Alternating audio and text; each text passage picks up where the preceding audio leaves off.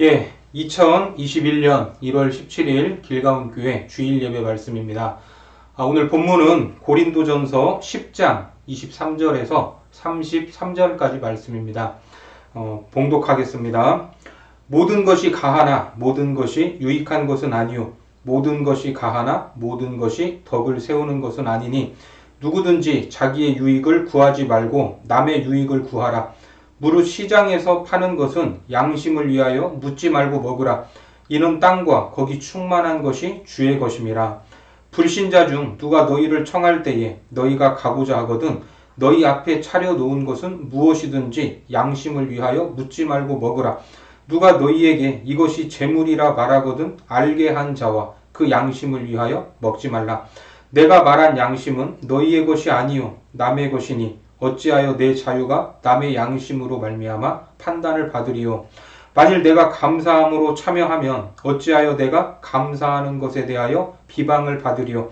그런즉 너희가 먹든지 마시든지 무엇을 하든지 다 하나님의 영광을 위하여 하라. 유대인에게나 헬라인에게나 하나님의 교회에나 거치는 자가 되지 말고 나와 같이 모든 일에 모든 사람을 기쁘게 하여 자신의 유익을 구하지 아니하고 많은 사람의 유익을 구하여 그들로 구원을 받게 하라. 아멘. 예, 오늘 이 자유를 포기할 자유라는 제목으로 하나님 말씀 전하겠습니다. 사람이라면 누구나 더 많은 자유를 원하고 최소한의 통제를 바랄 것입니다. 아니, 통제하는 것 자체를 싫어합니다. 그러나 사람들에게는 이 주어진 자유, 이 때로 한계를 넘어서서 이 자유가 아닌 방종으로 치달을 때가 있습니다. 그렇다면 진정한 자유가 무엇입니까? 자기 마음대로 하고 싶은 것을 다 하는 것, 그것이 자유입니까? 그렇다고 말할 수 없습니다. 오히려 자유는 스스로 절제를 해야 하고 자발적으로 포기할 때 그 가치를 드러내는 것입니다. 예수님은 우리에게 자유에 대해서 이렇게 말씀하셨습니다. 요한복음 8장 32절 말씀에 보면 진리를 알지니 진리가 너희를 자유롭게 하리라. 그러므로 아들이 너희를 자유롭게 하면 너희가 참으로 자유로우리라. 물론 여기에서 말하는 이 자유는 구약에서 약속된 영적인 자유입니다.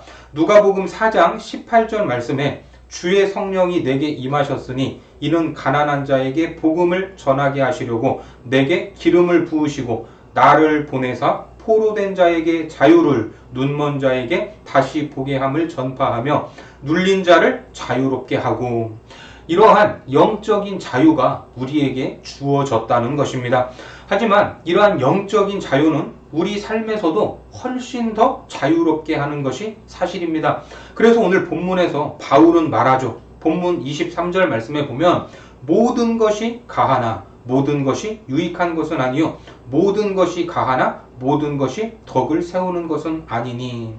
이 말 그대로 보면 우리는 모든 것을 할 수 있는 그런 자유가 있다는 것입니다. 하지만 모든 것을 하는 것, 그것이 다 덕이 되지는 않습니다. 무슨 말인지 이해가 되시죠? 바울은 세상의 모든 일에 대해 그것이 성경이 말하는 죄가 아니라면 자유로운 사람이었습니다. 예수 그리스도의 은혜 안에서 구원을 받은 바울을 얽매고 속박할 것은 아무것도 없었던 것입니다. 그런 의미에서 바울은 자유인이었고 그 자유는 어느 누구도 빼앗을 수 없었던 것입니다. 오늘 본문에 나오는 이 고린도 교회는 우상의 제물로 바쳐졌던 음식, 그 음식을 먹는 문제로 어려움을 겪고 있었는데 교인들 사이에서도 여러 가지 의견으로 나뉘고 있었습니다. 그렇다면 이런 문제를 어떻게 풀어야 할까? 바울은 일단 누구라도 시장에서 파는 것을 마음껏 사 먹을 수 있는 자유가 있다고 말합니다. 본문 25절에서 27절까지 말씀을 보겠습니다. 무릇 시장에서 파는 것은 양심을 위하여 묻지 말고 먹으라. 이는 땅과 거기 충만한 것이 주의 것임이라.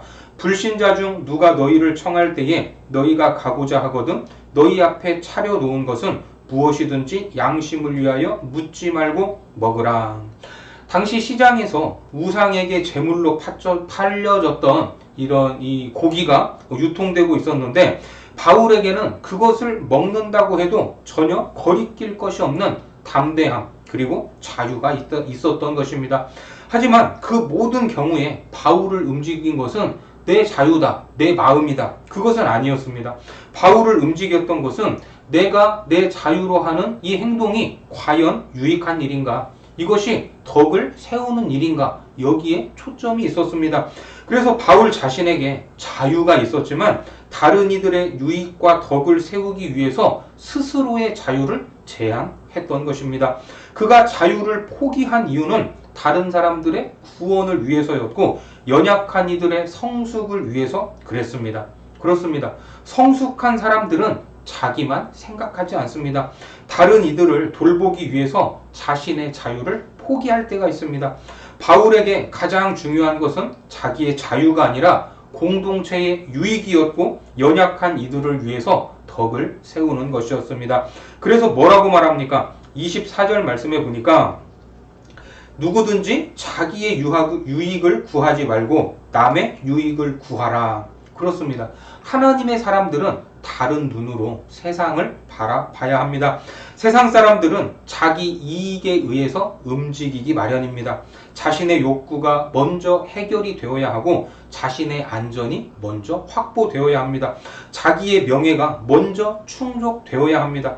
세상 사람들의 중심에는 항상 자기 자신이 있습니다.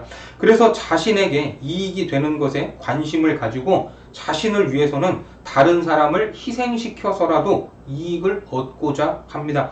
하지만 하나님의 사람들에게 필요한 것은 다른 사람의 이익을 보는 다른 눈이라는 것입니다. 바울은 이런 눈을 가진 사람으로 삶의 법칙에 다른 사람들의 유익이 있었던 것입니다. 그래서 사랑장이라고 불리는 고린도전서 13장에서도 이렇게 말씀하고 있습니다. 무례히 행하지 아니하며 자기의 유익을 구하지 아니하며 성내지 아니하며 악한 것을 생각하지 아니하며 이처럼 다른 사람의 유익을 먼저 생각하면서 살아가는 것이 바울에게 있어서는 또 다른 기쁨이었습니다. 무엇보다 다른 사람을 섬김으로 그들에게 영원한 생명과 천국을 나누어주는 기쁨이 바울에게 있었던 것입니다. 그래서 바울은 다른 사람들을 실족시키지 않으려고 했고 그것을 위해서 자신의 자유를 기꺼이 제한했던 것입니다. 그렇습니다. 그리스도인들은 신앙 안에서 모든 이기심과 욕심을 버려야 합니다.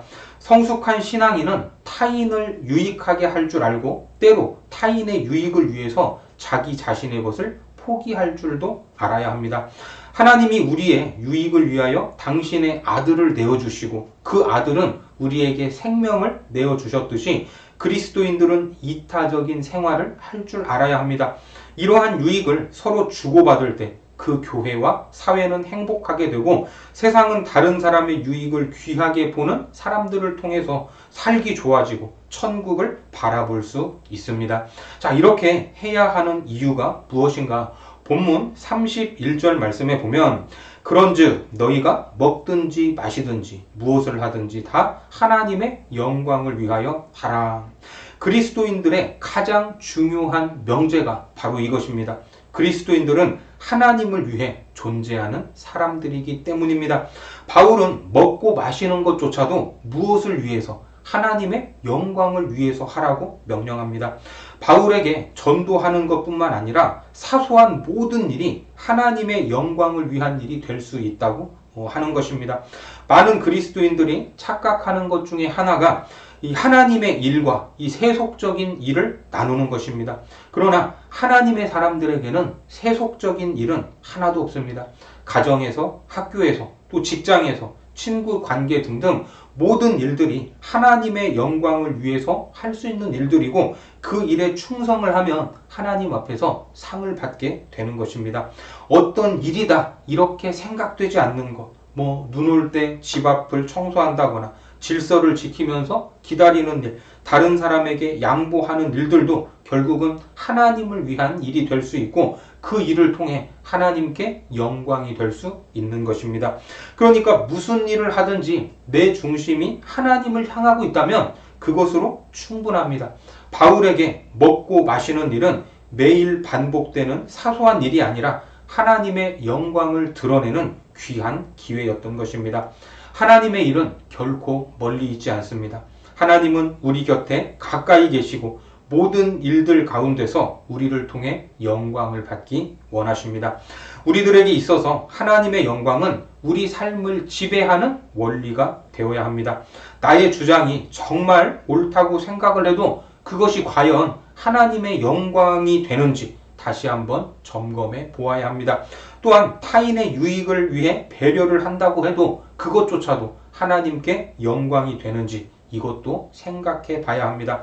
왜냐하면 우리 모두가 하나님께 영광을 드리기 위해 창조되었기 때문입니다.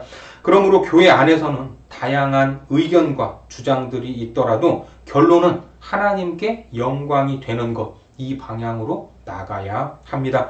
사실 사람들은 한쪽으로 치우칠 때가 있습니다. 심하게 다른 사람의 눈치를 보는가 하면 아예 사람들을 무시하면서 어떤 일을 진행하기도 합니다.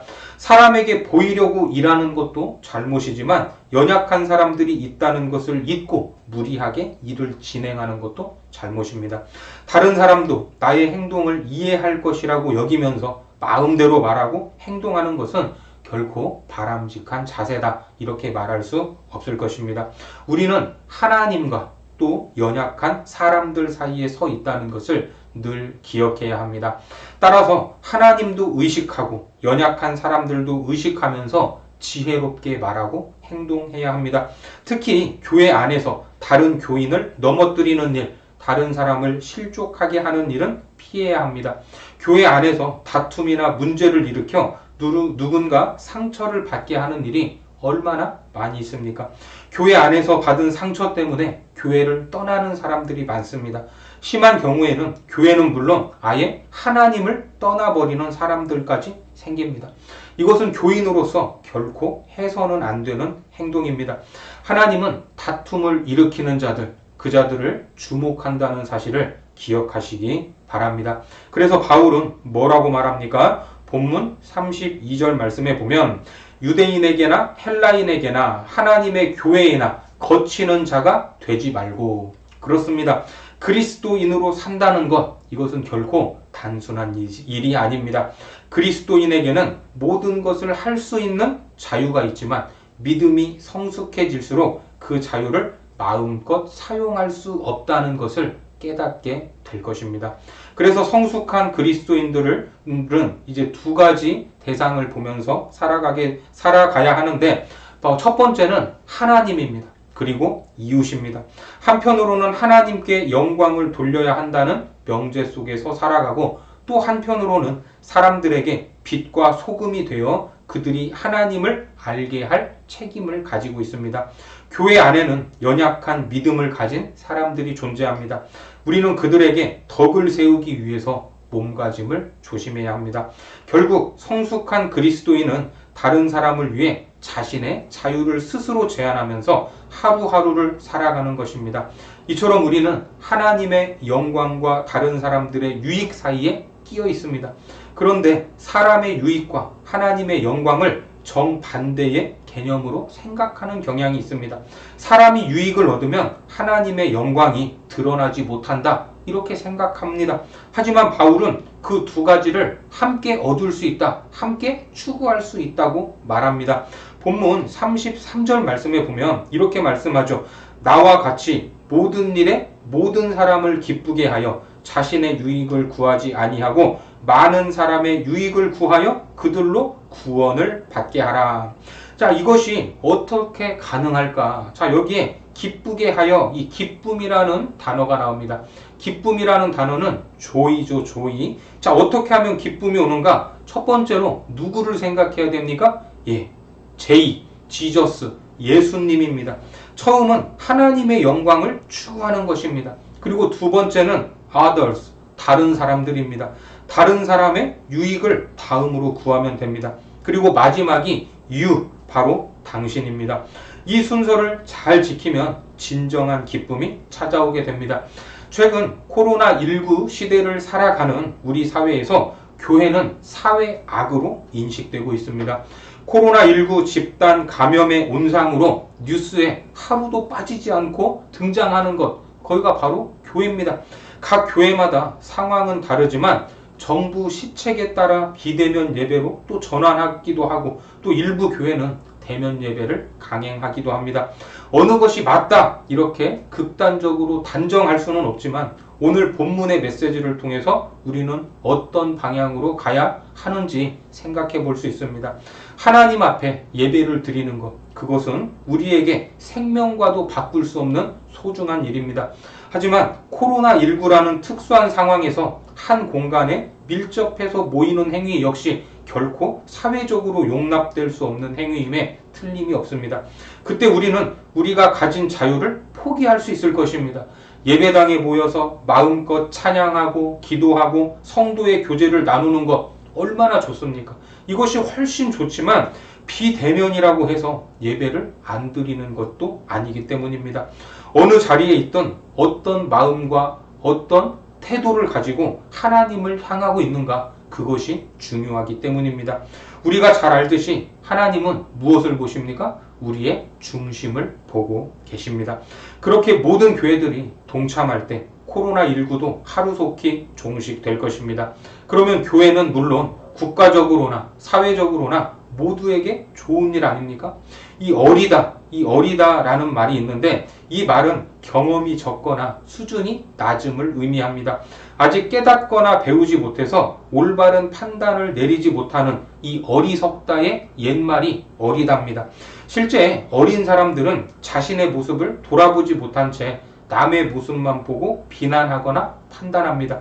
핑계도 잘 대고 약속도 잘 지키지 않습니다. 배려할 줄도 모르면서 자신의 권리만 주장합니다. 항상 자기 중심적이어서 희생할 줄도 모릅니다. 어리기 때문입니다.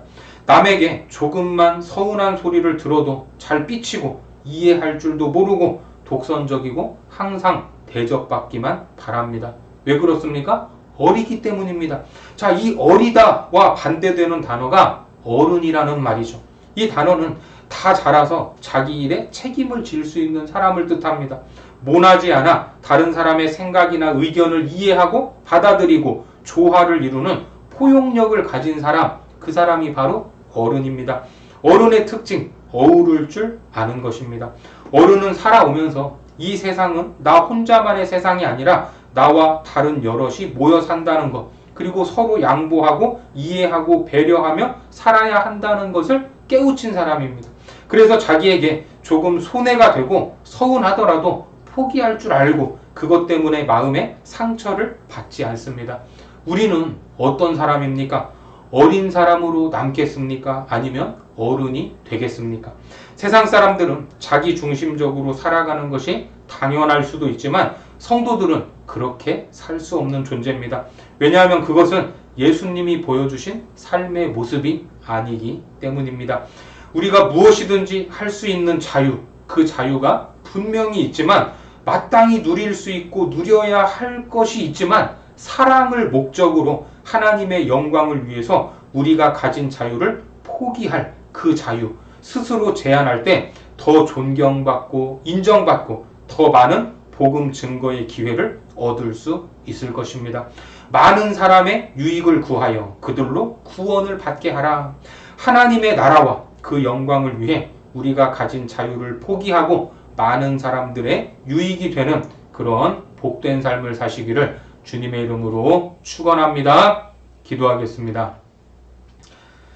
죄와 사망의 종으로 살아가던 우리에게 진리의 빛을 비춰주셔서 자유케 하시고 모든 삶에서도 자유함과 담대함을 허락하시니 감사합니다. 우리가 무엇이든 할 수 있는 자유와 권리로 덕을 세우기를 원합니다. 내가 가진 자유함으로 인해 다른 사람을 실족하거나 넘어뜨리는 어리석은 자가 되지 않기를 원합니다. 특별히 나의 자유를 포기할 자유도 있사오니 모든 일을 하나님의 영광을 위하여 하게 하시고 영혼 구원을 위하여 다른 사람의 유익을 위해 살아가는 성숙한 성도들이 되게 하여 주옵소서. 예수님의 이름으로 기도드립니다. 아멘.